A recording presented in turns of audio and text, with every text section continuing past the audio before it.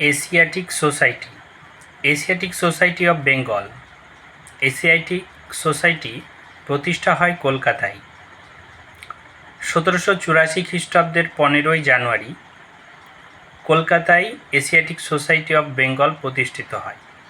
এর প্রতিষ্ঠাতা ছিলেন স্যার উইলিয়াম জোন্স। তিনি মূলত প্রাচ্যবিদ্যা ও আইন চর্চার প্রসার ঘটানো, প্রাচ্যবিদ্যা চর্চা ও গবেষণার জন্য এই প্রতিষ্ঠানটি গড়ে তোলেন। এই প্রতিষ্ঠানটি গড়ে তুলতে তৎকালীন গভর্নর জেনারেল ওয়ারেন হেস্টিং তাকে সমর্থন ও সাহায্য করেন।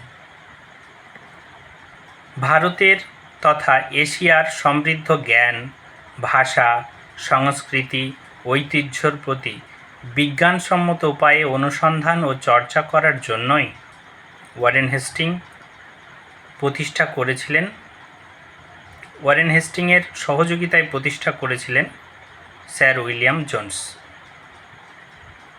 1784 খ্রিস্টাব্দের 15ই জানুয়ারি এই দিনটি এশিয়াটিক সোসাইটি প্রতিষ্ঠা দিবস হিসেবে প্রতি বছর পালিত হয়। প্রাচীন দলিল, পুঁথি, ভাষা, সাহিত্য, সংস্কৃতি, অনুসন্ধান ও ঐতিহ্যগত পুনরুদ্ধার, সংরক্ষণ এশিয়াটিক সোসাইটি করে চলেছে।